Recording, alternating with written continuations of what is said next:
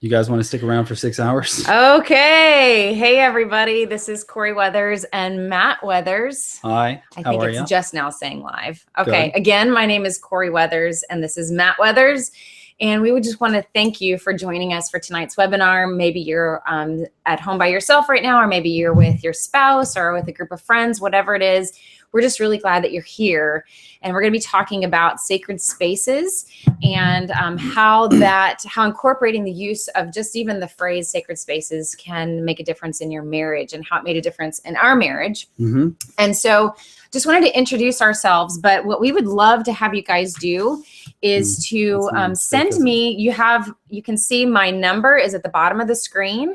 And if you can hear me okay and see me okay, if you would just send in a chat there on the side of the YouTube chat screen where we can see that, or just message me at that number 706-431-7222 and just let us know that you can hear us and see us okay and there's no technical difficulties or problems going on. That would be awesome.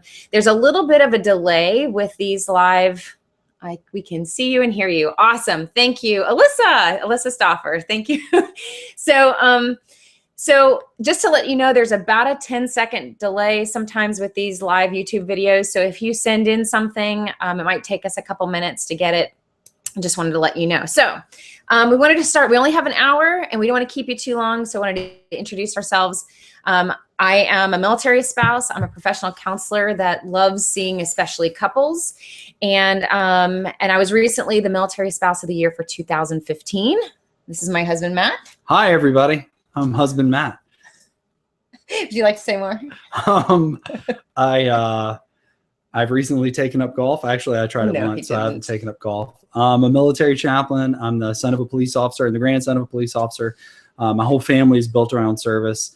And I love being married to this woman because she's awesome. Yay. Awesome. Thanks. Yeah, you're welcome.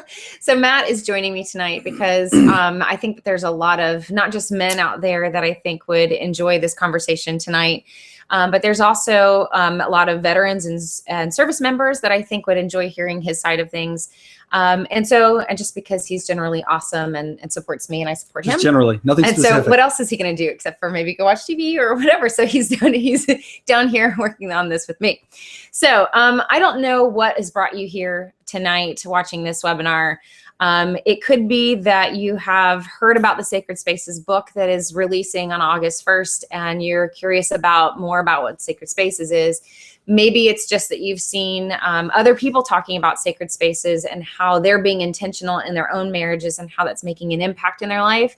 Or maybe you just saw, hey, this webinar is about taking back lost territory in your marriage, and that's why you're here. So I don't know what's bringing you here tonight, but I'm really glad that you're here, and I want this to be more about just a conversation. Matt and I are calling really in the separate things that we do and what we do together is really just about loving people. And so if nothing else, I want you guys to hear that this is not about me pushing anything, or it's nothing gimmicky. This is really just because we wanted to take an hour to just spend time with you and encouraging you wherever you're at. So I wanted to give you a little bit of a background for those of you who may not know me so well or Matt so well, a little bit of background about where sacred spaces came from. It's kind of a strange phrase, and we wanted to kind of unpack it a little bit and give you guys a little bit of an understanding of what it is. And so I wanted to give you a little bit of a backstory. So before I was military spouse of the year, I was a clinician, a counselor that was working in the community, seeing couples, and I enjoyed couples and families. But what really struck for me, what I was noticing when I was working with couples, is that there was this lack of understanding between couples, especially when there was a significant experience that one or both of them had gone through in their life. Maybe it had happened in their marriage, maybe it had happened in their childhood, whatever it was, something significant, positive or negative, had happened in their life, and they felt like they couldn't quite understand each other on that. We see that a lot for service members and military spouses, just because we are kind of really in that bubble a lot. We see it all the time, especially when you have couples that are spending a lot of time apart due to trainings or separations or deployments, and then coming back together and trying to figure out who each other have become after some pretty big moments have happened in your life can be really challenging. And so I was also seeing a lot of military spouses And behind closed confidential doors, military spouses who are very proud to be military spouses, who love supporting their service member and love that role, were also struggling with a lot of weariness and exhaustion, sometimes a little bit of resentment that wasn't resentment towards their spouse or wasn't even towards the military, but they just were tired. And they were struggling with some of the difficulty that had been introduced into their marriage and their relationship because of life's circumstances. And I think that that can happen for anybody, not just military. And so they were really beginning to not just struggle with, what do I do when difficulty is presented in my life and in my relationship? But they were also struggling with, how do I talk about this resentment? How do I talk about the fact that I'm not happy with the fact that life has changed? And I don't know how to deal with that without it sounding unpatriotic or sounding like I'm complaining. And so they would come to counseling and they would talk about it there. So this was really eye-opening for me, not because I was surprised, but just at the number of spouses that really needed permission to just feel what they were feeling and process it. Likewise, I was seeing service members, and I think you were also seeing service members that were trying to process experiences that they had had. Yeah. Well, when we talk about sacred, and the sacred space is part of it, one of the memories that I have, it actually isn't combat related, but it really helps me understand the word sacred, is being in Cincinnati. They have a kind of a replica of Notre Dame. And when I walked in there, it was really quiet. There was a small little cantata that kind of how choruses sometimes do, is they walk into a beautiful place and sing a couple of beautiful pieces of music, and then they walk on. But there was something different about when you were standing outside and you saw this beautiful facade, and when you walked inside, you almost knew to be quiet, you almost knew to be calm, you almost knew to be reverent, not just because there were signs that were saying that, but there was something in your spirit that was telling you to calm down, don't rush around, definitely don't skateboard, don't yell. This is a place to act differently. And so with service members especially, what I also saw with my father as a police officer is that there are places in life that are so deep and meaningful that engages all of your senses so clearly, so concisely, that it's hard to convey that to other people. And it almost causes a quietness and a silence in your heart and in your soul as you're trying to reconsider what was it that I just experienced, that I just went through. And then when that comes back up later on in life, and you're trying to process that, to give it words, to give it meaning, to further understand it, so you know what pretty little box to put it in. When you come up on it, it brings that quietness back. It's like walking in a cemetery, being in a church. I mean, you can almost see it in some photographs where the atmosphere around it is so quieted. It's separate, it's other, it's distinct, it's really set apart. And that's what sacred really means, is to be set apart for uncommon use. And so when we have those spaces individually and then as a couple, they are set apart from the common mundane stuff that we go through on a day-to-day basis. We may not have the words for it, but we definitely have a feeling for it. So this is what I would like to ask you to do for just a moment. If you would trust me to just kind of take a moment, you can close your eyes or not, but I really want you to think back to a significant life-changing moment in your life. It can be positive or negative. It could be when you were by yourself. Maybe you saw a beautiful sunset and you thought God, you knew God was moving or saying something to you. Maybe it was the birth of a child. Maybe it was a negative experience where it was something that was more traumatic. I want you to think back just for a moment, and we're not going to stay there, but think back to a life-changing moment in your life. Were there people around you? Were the people involved in that moment with you? Were you alone? And I want you to think about, can you see in your mind's eye the details of what was happening around you in that moment? Do you smell something? Do you remember smelling something? Do you remember what you heard? Do you remember what your body felt? Our brain, the way that it forms and keeps memories is through the use of your five senses.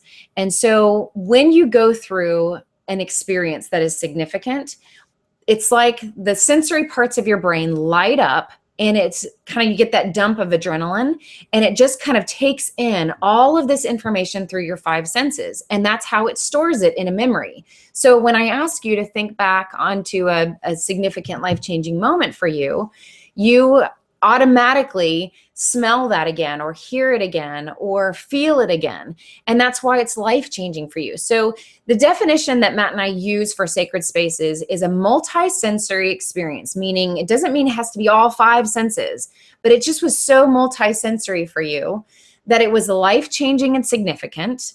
It was set apart from the normal everyday experiences. So it was life-changing. And it takes up a significant amount of space in your story of who you are. So I now want you to take that memory of what you were thinking about, and I want you to try to remember a time when you tried to explain that to a loved one who wasn't there. Maybe it was a family member. Maybe it was your spouse. Maybe it was a good friend over a cup of coffee, and they said, tell me something significant about your life and your story. And you tried to tell them this significant part of your story. And as you're sharing it with them, I want you to think back, and do you remember a feeling of whether or not that person truly understood it? Or did you find yourself in a place where you realized no matter how many words you used to explain it, there was just really no way to get them to fully understand and be present in where you were back then? So a sacred space we have found is something that is so set apart that even when we try to explain it, the other person has a very difficult time understanding because they weren't there experiencing it at the same time with us.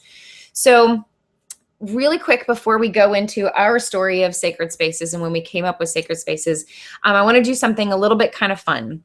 So I have 2 giveaways to give you tonight, to give 2 people tonight. So it's going to be a drawing.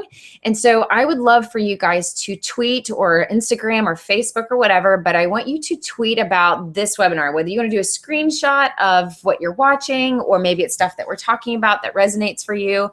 And just use the hashtag sacred spaces so that I can find that.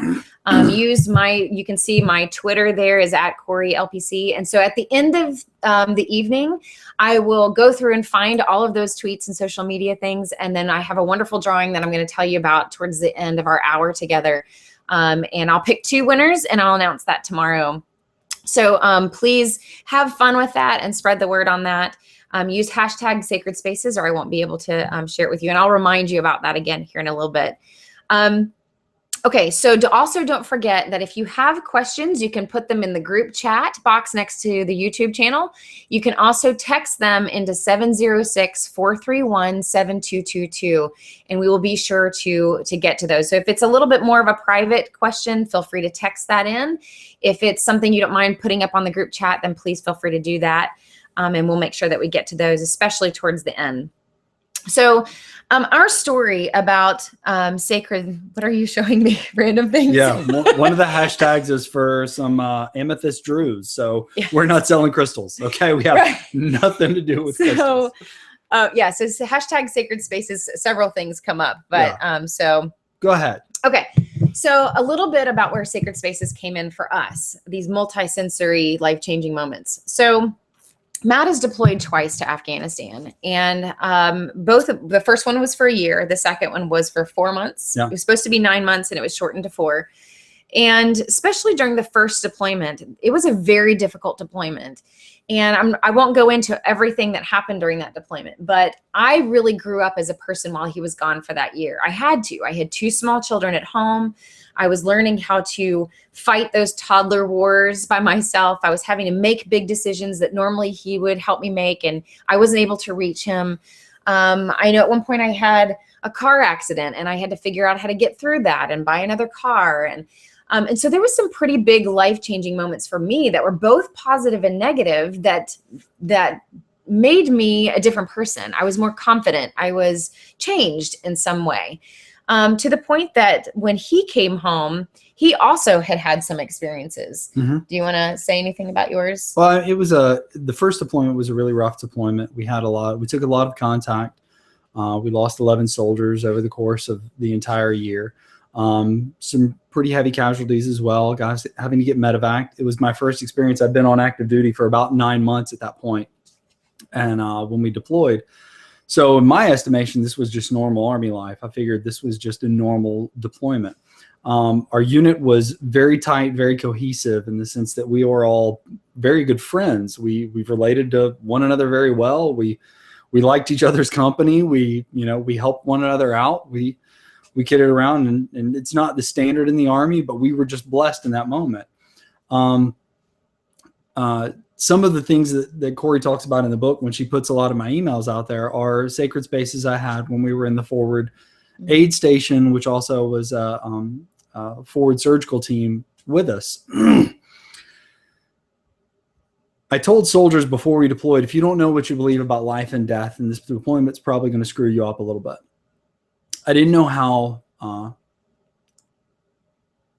real that was going to be and how much that was going to play out. Even for myself as a chaplain, as a minister, as a pastor, knowing exactly what I feel and think and believe about life and death, there were still a lot of points during the course of that journey where I would experience something that I did not think I would have experienced. I couldn't have imagined going through it. There were times where time does kind of seem to slow down. When your senses are taking in all that information, it seems like there's something in your brain that just kind of slows down and allows you to take in more than you normally would. And what seems like, 5 minutes may take an hour. What seems like an hour may take 5 minutes. Your sense of time really kind of goes out the window. The sweet moments that I got to be with soldiers that were casualties, with their friends as they were bringing them in, debriefing and talking with them afterwards, it's impossible to explain that. I can talk to you about the feeling that I went through. I can talk to you about how it felt. I can talk to you about what people said, maybe, even though I don't remember a lot of what anybody said. But I can definitely tell you that the feeling that I had was a peace and a quiet, that was a place that not everybody gets invited to. There's a passage of scripture that says, don't throw your pearls before swine. And what it really means is don't throw your stuff that's valuable out to people that aren't going to value it. Because you're going to put it out there and somebody's going to go, huh, that's neat. Oh, wow. Hey, that's great. Oh, really appreciate that. You may share your story only to have somebody unplug and say, oh, I don't know how to handle it. And that's okay for them. If they don't know how to handle it, they haven't gone through it. Even those of us that have gone through stuff don't always know how to handle it. So for us with the sacred space, I know you want me to keep the story short, but there are sweet, tender moments that put you at a loss for words. And yet you want to invite people in. You want them to understand how meaningful it is to you. You'll go throughout your life at other different points, and it will give you pause for that moment. And it doesn't even have to be combat. I could tell you that probably one of my sacred spaces is going to be the Beatles. And that's crazy because my mom loves the Beatles and my parents raised me on great music, and I've got all their vinyls. I love my mom and dad. When I hear Joe Cocker or Leon Russell, I think of my dad. When I hear the Beatles, I think of my mom. And because I love them so much, those are sacred spaces. Being raised up by them, what they sacrificed and what they gave. So it's fascinating that you'll find more sacred spaces in your life the more you look, more places to appreciate quiet and reflectiveness. So I don't know if that's what you were looking for. No, and just to be, I want to tend to what you just said, which was, I have learned so much through this journey of sacred spaces and everything that I'm going to share probably here in a few minutes, that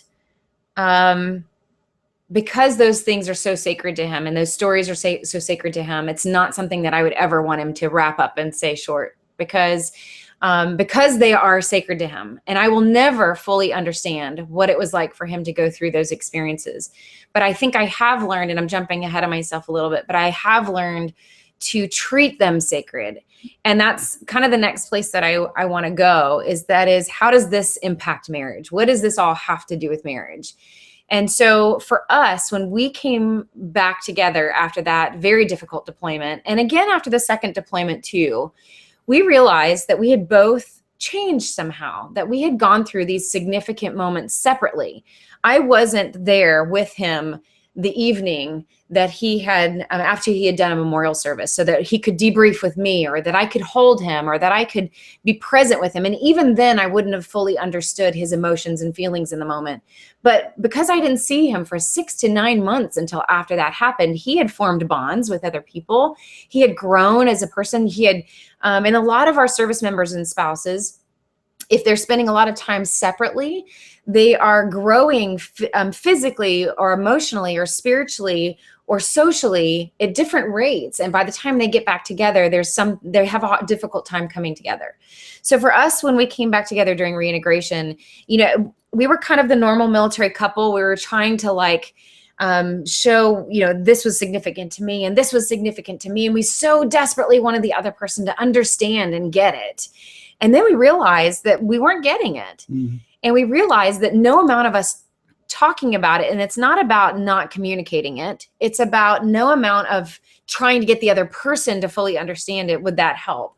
And so we kind of came up with the term sacred space, because we finally said, you know what, this moment in my life was sacred. It was set apart. It was different. I don't know if you can fully understand it, but we can't ignore it. Mm-hmm. And we can't change that it happened, and we can't avoid talking about it. So instead we need to respect it. Mm-hmm. We need to respect each other's spaces somehow. We need to, when he does talk about it, I need to be able to know how to be quiet and respect that and let him be there in that moment. And he likewise needed to do the same for me.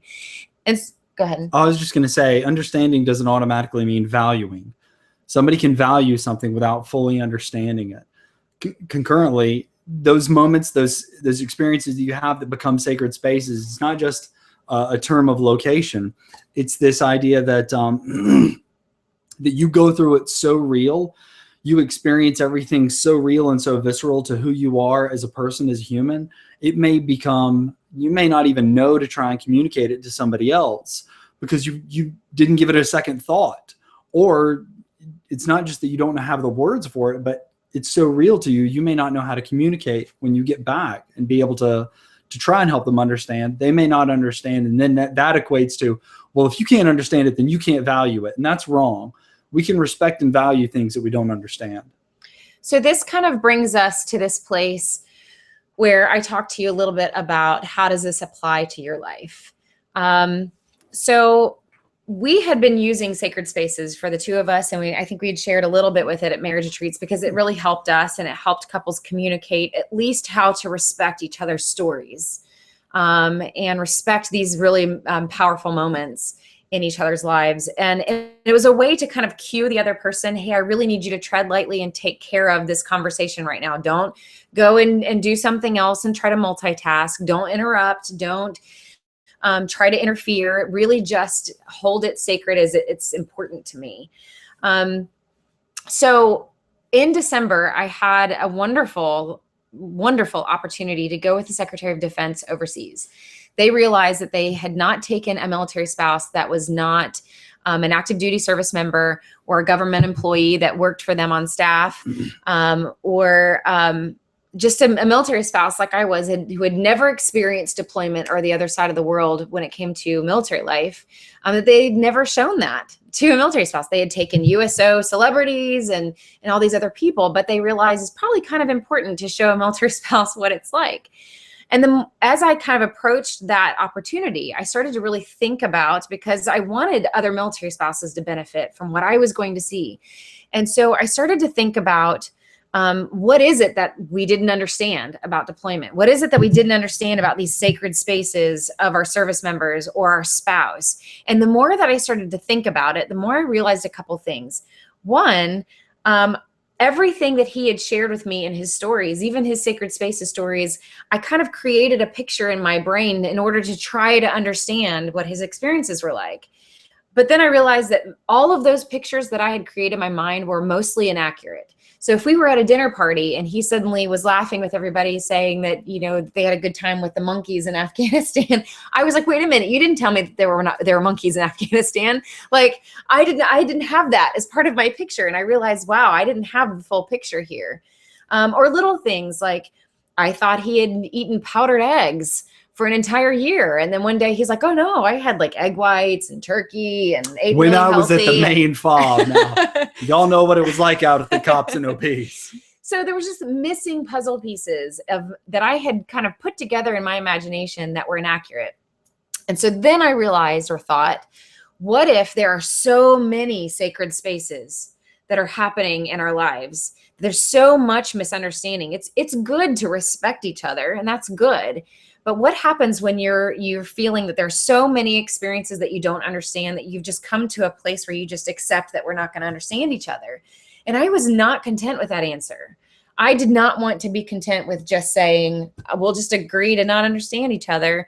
I wanted to love him better. I wanted to understand him better. I wanted him to feel like I was a safe place for him. And I wanted the same thing the other way. So going into this trip was really an opportunity for me to, taking this whole idea of a multisensory, to really pay attention to my 5 senses, because I wanted to remember everything I could about this trip and what I was experiencing, to tell other people about it, but also so that it would somehow change my relationship with him, so that I felt like I was pursuing his heart, because I wanted to put all of my own stuff aside, any feelings that I had, any resentment that I had, any of my selfish thoughts of how I wanted to be understood. I pushed them aside. I didn't repress them. I was going to come back to them, but I pushed them aside. And I said, I'm going to take this moment right now to pursue my spouse's heart. I'm not content with the space that has grown between us, the territory that it's taken up between us. Instead, I'm going to pursue his heart, even when he wasn't there, by engaging all 5 of my senses and seeing what would happen if I walked onto a C-17 and sat there and really played back his stories of being on a C-17. What did he say? What did he smell? And now I could smell it. Now I could feel it. Now I could hear it. And it was as close as I could possibly get to being there with him. And here's what I realized in the whole course of this. And you can read more about this in the Sacred Spaces book. But what I realized was it didn't take me going to the other side of the earth to pursue his heart. All it took was me choosing to be intentional, to pursue understanding him, and engaging some of my senses in pursuing understanding your experiences more. Yeah, and it takes me not running from difficult experiences. And so for me, that meant going to see behavioral health, going to see a counselor and talking through, what do I do with all these things? Everybody asks, who does a chaplain go talk to? Well, chaplain goes and talks to behavioral health, or has friends in behavioral health that he talks to. So shout out Katie and Ron, Marshall. Thank you, everybody. That I can unpack my stuff with and get to feel a little bit normal, in order that I have words that I could then begin to dialogue with her. So it's a mutual thing. If she wants to pursue my heart, if she wants to know more about my experience, how I've grown, how I've changed, I need to be able to have words for that. So it really kind of goes both ways, in that each person, individually and together possibly, definitely together and individually, needs to be able to sit down and process that, possibly with a professional, to be able to understand what it was they went through, to get words for it, to figure out what they thought about it, how they felt about it, what changed in their perspective and their perceptions of the world, of humanity, of life in general, and how they themselves feel changed about it. And it may not be that I share every little detail, but at least in the beginning, I can have this overarching story that I can share with her and invite her into that sacred space, so she can go, oh, so that's why that's hugely important to you. And so at the very least, engaging those 5 senses to be able to go, I'm going to sit here for just a minute as I'm listening to my spouse, and I'm going to actually listen to the words that they're saying and not think about the next thing that I want to say. It's about really paying attention with your eyes. It's hearing the right things. It's saying the right things. It's reaching out and touching their hand or holding their hand when they're talking. It engages all the 5 senses to be able to say, I'm actually engaged in this moment right now because you matter to me. Your heart matters to me. And I want to know more about how you're feeling. I'm never going to understand what deployment was like for him, but I can choose to be intentional and more intentional instead of just saying, well, that was your experience and this is my experience. And so we're just going to have to not understand each other. Yeah. And so a couple of things, if I'm listening to her sacred space, something she's sharing that was hugely meaningful that I may not understand or initially put a lot of value into, I can't devalue it. But also when I'm listening to it, I'm probably going to have some level of a response about it. What I think I might have done in that situation, especially coming from a husband, usually I sit there and go, here's how you could have avoided it. Here's how you could have done wrong. Here's what you did right. You know, here, let me give you an after action review on your life so you can not have that happen again, where I'm completely missing the point. I've got to take my stuff, whatever is like stirring up in my heart, and be able to set that aside and listen for where she's coming from. And then possibly, you know, she may come back and go, so what do you think or feel about all of that I shared? So I've got to be able to balance that in that moment. So here's where I'm going to take a quick break and just ask if you have any questions. That number is at the bottom of the screen where you can text in any questions that you have about anything that we're talking about. If something doesn't make sense to you, if you have a specific question about if something is a sacred space or how to respect each other's sacred space, we want to make this as interactive as possible. I see some of my launch team is really excited about the whole intentional talk. So feel free to text those in, and don't forget to keep tweeting #sacred spaces about the webinar and the things that you're hearing, if anything resonates with you, and I will be checking that at the end of the webinar. So here is my big challenge to you guys. I want to move this into a place of a call to action, if you will, because yes, there is a book called Sacred Spaces. It looks like this. Sacred Spaces. It's kind of backwards in the video, but my journey to the heart of military marriage is the story. It's my story of our marriage, of me going on this trip overseas and walking you through that experience. And I think storytelling is powerful. And it's not about, I want everybody to hear my story. I realized by the end of the journey, but also the end of writing this book, that my calling for the next year is to really challenge marriages to be intentional. That you don't have to go to the other side of the world, especially military spouses. You don't have to go to the other side of the world and see deployment tents or eat in a DFAC, or you probably don't really want to. You don't need to go through all of that to understand your spouse better. Really, what I learned from this whole thing is that it was because it's how I went during that journey that changed my heart. It was what I did, the intentionality that I went into this whole project with, that shifted my heart. The more that I paid attention to his experience and thought about him, the more I realized I saw a lot of myself. And that's what marriage is. It's a mirror. You know, when I say something hurtful to Matt, I see the look on his face that shows that I was hurtful to him. And a marriage is like that. It's a mirror, and it's one of the hardest things that you will ever do. And so many people don't cross that finish line in marriage because it is so hard to do. But my call to action for the next year is to ask marriages to be intentional. And here's the thing, it's very simple. I'm not going to give you all the ways to be intentional, because each of you know right now what it is that you need to do in your marriage next. Maybe it's something that you've been talking about for a long time. Maybe it's you've been talking about date nights, but you haven't made them happen. Maybe you've been talking about getting counseling and you just haven't found the counselor. Or maybe you've just needed to have a conversation about this and you haven't done it. You know what's in your heart right now in what way to be intentional. And I am challenging you to be intentional and pursue your spouse's heart. So one of the ways that you can do that is by reading my story so that you can understand sacred spaces better. You can understand the terminology of it better and how it played out in my heart and in my life. But really, even if you don't get the book, it's really about how can you choose to be intentional. Some of you have seen that my launch team, as they've been really excited to read the book and push out just information about being intentional in the Sacred Spaces Challenge. You've seen them wearing these blue bracelets They've written blogs about it and whatever. I gave these blue bracelets to the launch team really just because I wanted to see what would happen if they applied the same idea into their life and they chose to be intentional. And we have been blown away with what has happened when people have started using the terminology of sacred spaces in their marriage and also choosing to serve one another.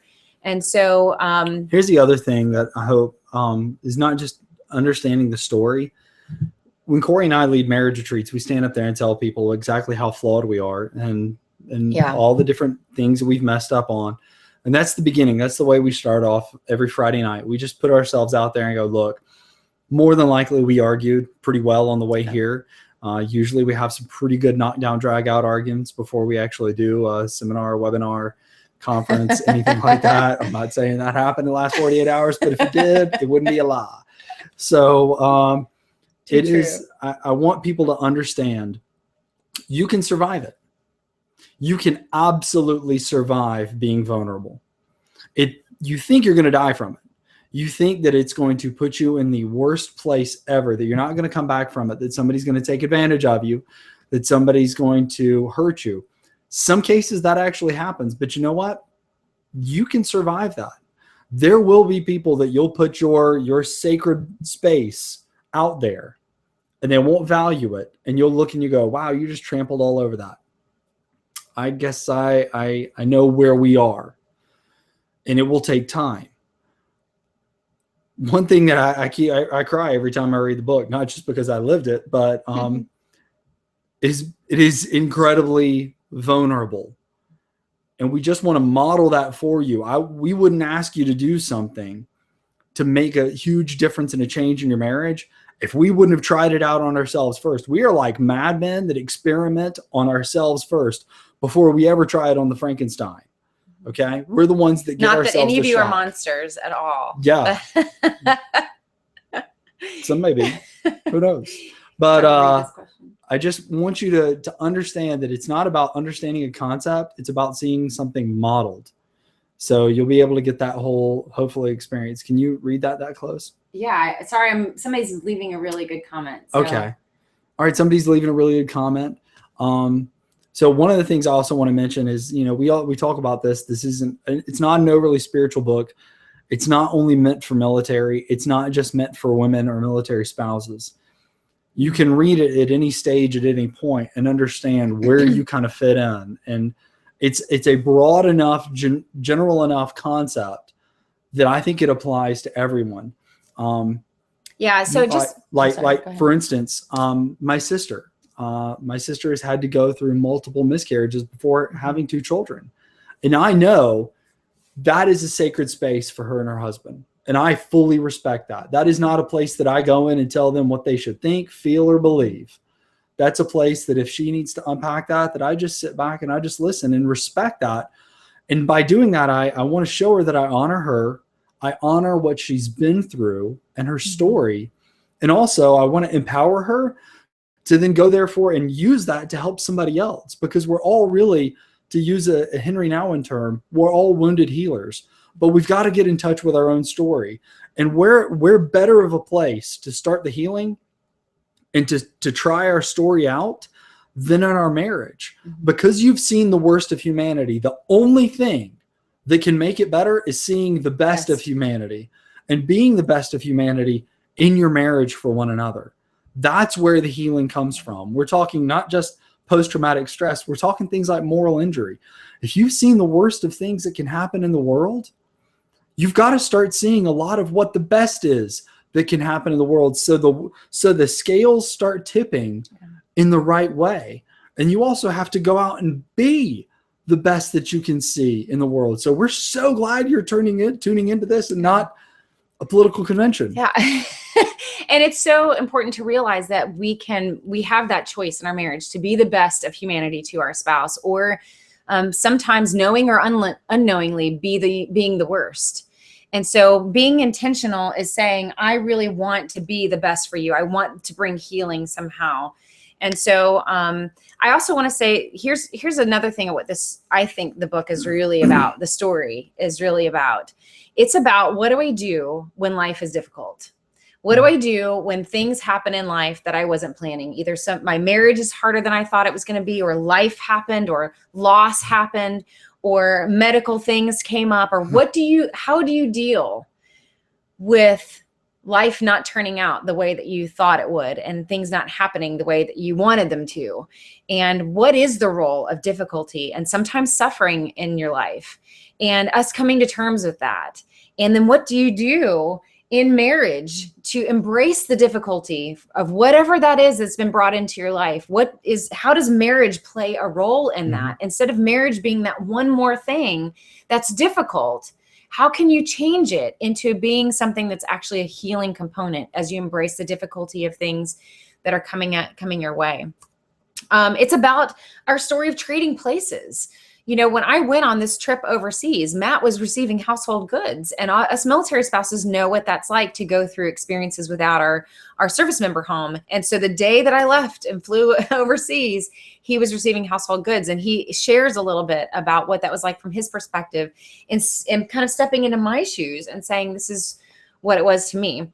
So I want us to get into a few questions. So number one big, I appreciate a couple of the people who have left comments on my Facebook page. I'm seeing people are giving examples of how meaningful it was for their spouse to do something intentional, and how they felt loved because they saw their effort, whether it was an act of service, whether it was just listening.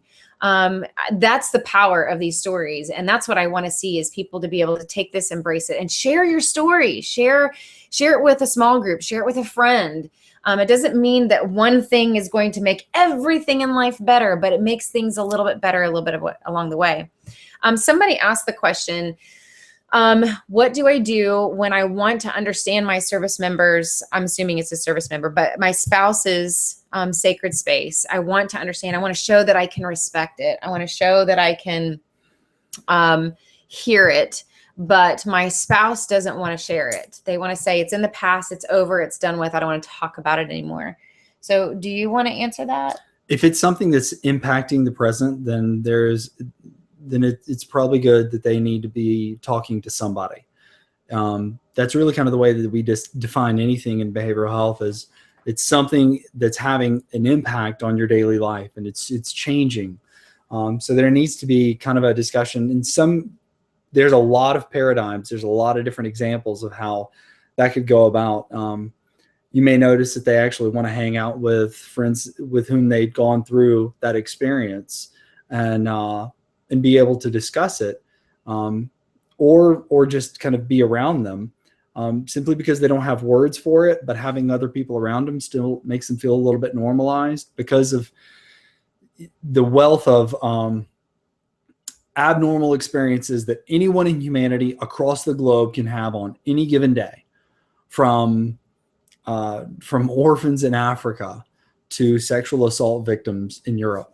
Across the globe, people are having extremely horrible, abnormal circumstances.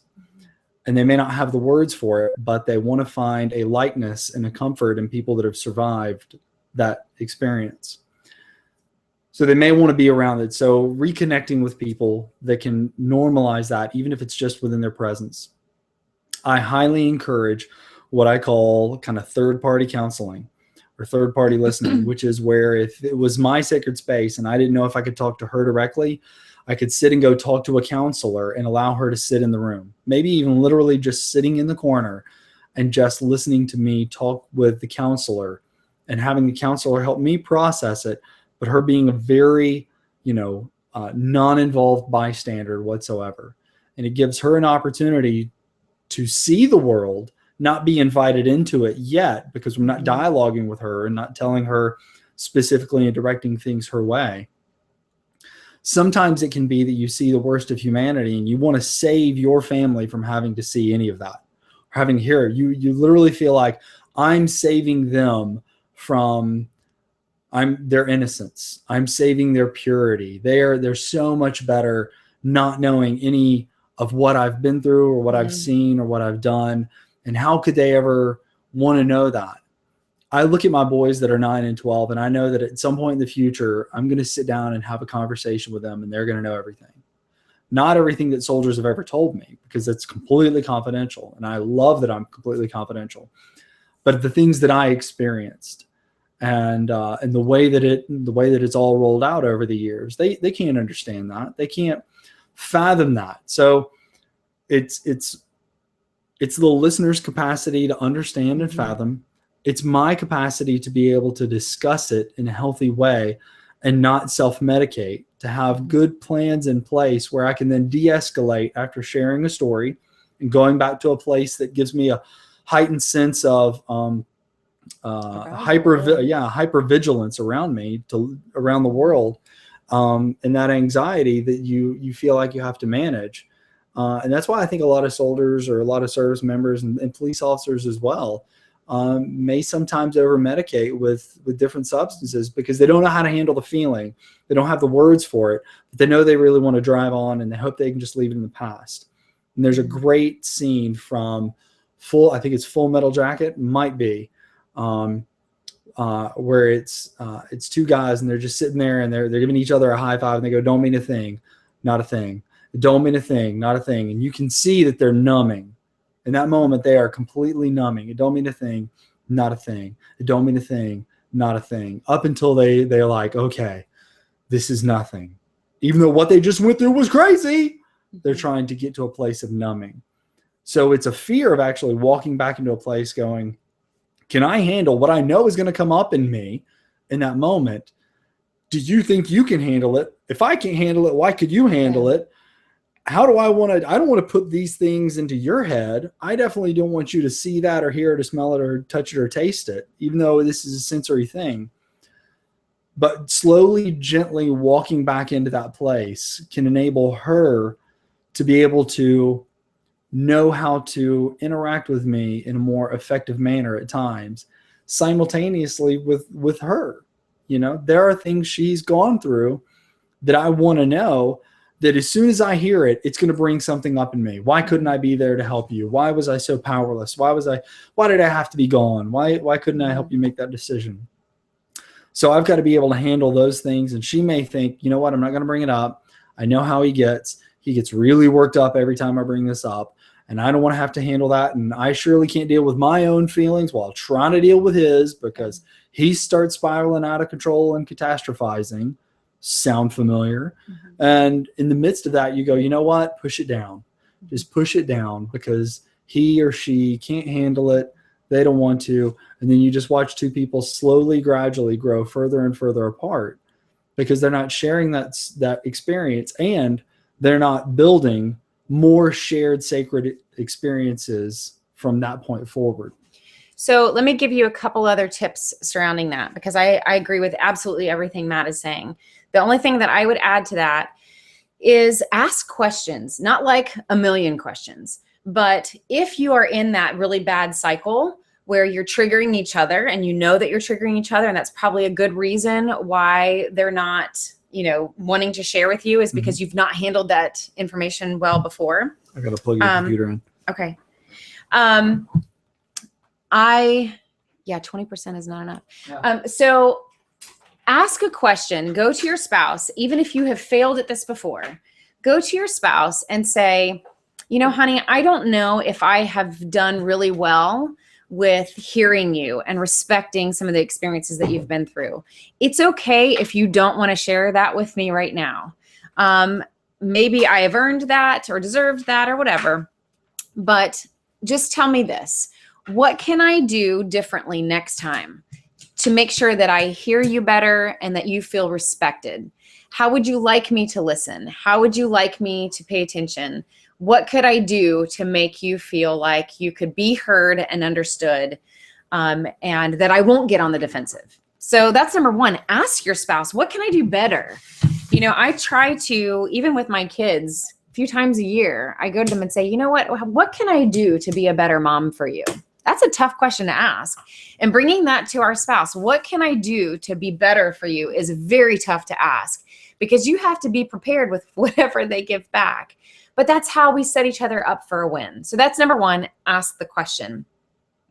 Number two is to turn the light switch on in the room. of the white elephant in the room, which is there's destruction that's happening in our relationship because we aren't talking about this, or you aren't talking about this, and it's causing distance and disconnect in our relationship. And so that's what I call turning on lights. There's already a white elephant in the room of disconnect. You're not making something up. It's not a new topic. It's really just saying out loud what's really going on, and saying that in love and kindness. Let me say that again, in love and kindness. I got another one. So it's being able to say, it's saying, honey, I love you and I respect the fact that you're not ready to talk about this right now. However, I'm feeling the disconnect and the destruction that is happening in our intimacy and our connection because you won't talk to me or you won't talk to somebody. And I'm watching the destruction happening in you internally and also between us. And I am asking you to take the next step forward so that things don't continue to be destroyed between us. And so you're just turning on the lights. You're not saying you have to talk to me. You're not saying that, you're not putting any ultimatums out there. You're just saying, hey, did you notice that we're farther apart? And it's also saying, this is what I want to win. I want to see us close and connected. I want to see us be a safe place for each other. The only way for us to do that is to learn how to talk better. Okay. So turn the lights on. Do we have another question? Yeah, the question was put out there. How do you communicate intentionality and why it's important to you to understand?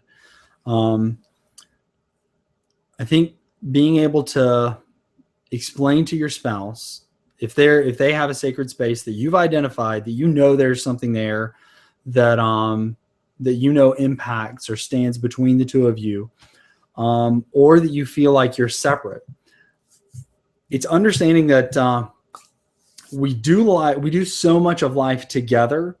We have those shared experiences. We put them out literally and figuratively. The shared experiences are the things you put on a bookshelf.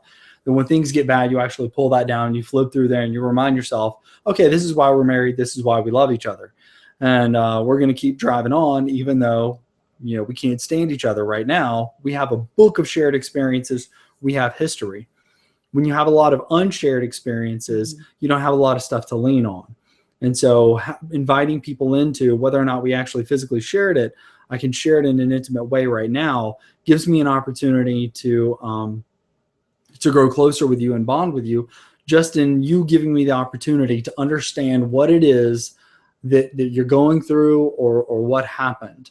And to communicate that I'm not going, that you're not just going to put it out there and I'm going to go, oh, okay, well, now I understand. Well, good. Now I've got that. But to figure out from their perspective, what would be meaningful response from you? So if Corie has a sacred space, she doesn't want to share it. I want to know and understand it because I feel like I'm left out of a part of her life. Being able to communicate what would be meaningful to you for me to communicate that says, this is why I value it. And this is why I want to know it. And, if they just use the phrase, just let it go. It just happened. What happened, just let it go. Then maybe being able to explain why it is that you want to know. You may have already tried that. You may have already tried really hammering that nail. But there could possibly be what we call an end around or a roundabout way of actually getting to that story. And that is being more intentional in other different ways to create safety within the home, to create safety and trust and vulnerability. And I can tell you, for guys, 9 times out of 10, we're not going to want to make ourselves vulnerable or trusting to anyone, especially if we've been burned by the world. And if we've seen the worst that the world can do, yeah, I'm hypervigilant and I may not be totally trusting. So it may take some extra work on her part for me to know that I can trust her, because I may be, if I come from a unit where I knew that everybody had everybody's back and I said it once and it happened. They said it once and I did it. And there was no question about it. If there's something happening in the home where I have to go, this sounds bad, even if for her to me, when she says something, I do it because that's kind of how it's ingrained in me. If there's something that keeps getting forgotten, I go, hey, are you on my team? because my team was the team that I did Sacred Spaces with.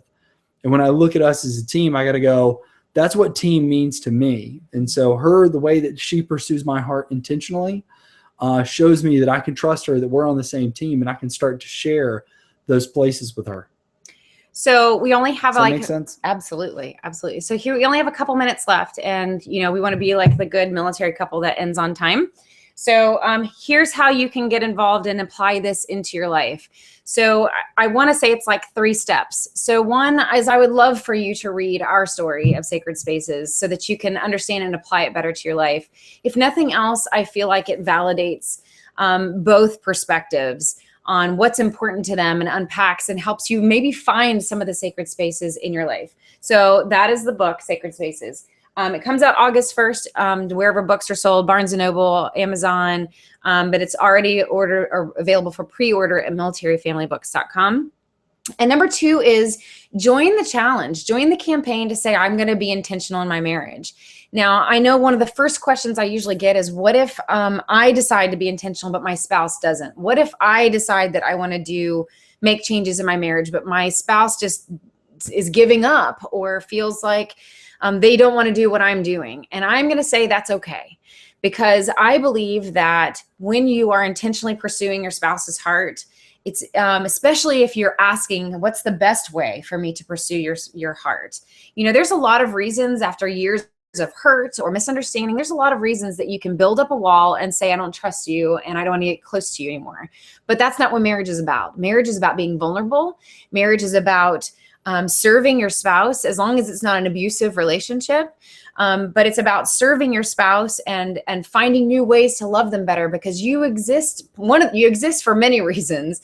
But one of the callings that you have in your life when you're married is to be that person to your spouse that gets to experience what love is and being the best of humanity. So you can go to my website, CorieWeathers.com, CORIE Weathers.com. Under Sacred Spaces campaign. You can get more information about the book. You can join the Sacred Spaces campaign by saying, I want to be intentional in my relationship. And by doing so, by just putting in your email, you will get this Sacred Spaces. It's a long thing, but it's an intentional marriage challenge commitment card. And what that will do is it will help you walk through what you want to decide to be intentional at, how many days you want to try it for, and what is it that you're hoping to see in your marriage? What are you hoping to see will change in your marriage because you're being intentional? And then I'm going to challenge you. Number 3 is to share your story. Get some accountability. Maybe it's maybe you put this on the fridge or your bathroom mirror and you tell your spouse about it and say, this is how I'm going to serve you. This is how I'm going to choose to be intentional. And you have that accountability so that you don't not do it. Now, we're all going to fail and we're going to be imperfect, but that's the point, where you realize how imperfect you are and can be, and you realize how much grace you need, and that in turn helps you realize how much grace your spouse needs. And so that's part of the process. So get some accountability, get a friend to do this with you, get a group together, read the book together, do the challenge together. What you've been seeing from the launch team is that they're using these blue bracelets to remind them to do what they did on this card. So it gives you a way to learn about sacred spaces, apply it to your life, have that accountability. And all of those things combined is what leads to real change, or at least the trajectory of your marriage going in a different direction. So there are a million things that we could keep talking about, but we don't want to keep you longer than we said that we would. Yeah, absolutely. So what we're going to do, and if you don't feel comfortable with this, you can go ahead and say goodnight and click off. But we're just going to really quick just say a prayer over you, because again, this is our desire to love you guys and let you know that we are here for your marriage and we want to see your marriages succeed. And so we're just going to close in just a really quick prayer. And then if you have any questions, you can feel free to contact me in any way that you feel like you can. So cool. Ready? Yeah. God, thank you for all these people that are listening in, for the ones that are going to tune in, for the people that they are going to affect and impact. God, pray for their kids, that they're going to be rewriting their family narrative starting tonight. Hopefully that they'll make a commitment in their heart, and that you'll put things around them that will be able to support them in that commitment. God, I pray that you're changing families, that you've been already changing families, and this is just like a door that just gets swung wide open, not because of anything that we've done, God, but because of the story that you've led us through and the testimony that we have about not just your goodness, but about the impact of actually submitting to one another and loving one another wholeheartedly with intentionality, God. I pray that people's stories become little wildfires all throughout their community that lift up others and draw people to them so that they can draw people to you. And all this we pray in your Son's blessed name. Amen. Amen. Thank you guys so much for joining us. Thank you for the questions. Thank you for the interaction. Don't forget, last few chances to tweet out your hashtag sacred spaces, whatever you're tweeting out. And I will, and I forgot to tell you what the prize was. So I am going to go over by 2 minutes. A brand new car. It's not a brand new car. So here's you get a car. You get a car. Mission Homefront makes the most amazing game called Warrior Spirit for couples. And it ties into Sacred Spaces beautifully because it is a card game that gives you these conversation starters. It gives you questions that you can ask each other to help you navigate these Sacred Spaces conversations. And it helps you do it in a way that's fun and interactive, and it brings down the barriers just a little bit. And so Mission Homefront is giving us 2 of those to give away for free. For any of those, it's going to be a random drawing for those of you that have been tweeting out. They're normally worth $35, and I can give you more information on those games if you're interested. I'd love to put you in touch with them because I think it's a really exciting way to give you guys a chance to have these tough conversations with rules and boundaries and play, and that's so important. So don't forget your hashtags. Thank you for joining us tonight. I'm really excited. If you have any questions, Corie@CorieWeathers.com. Leave a message on any of these strands and I'll be sure to get back with you. Thanks so much, guys. Have a good night. Take care. Bye.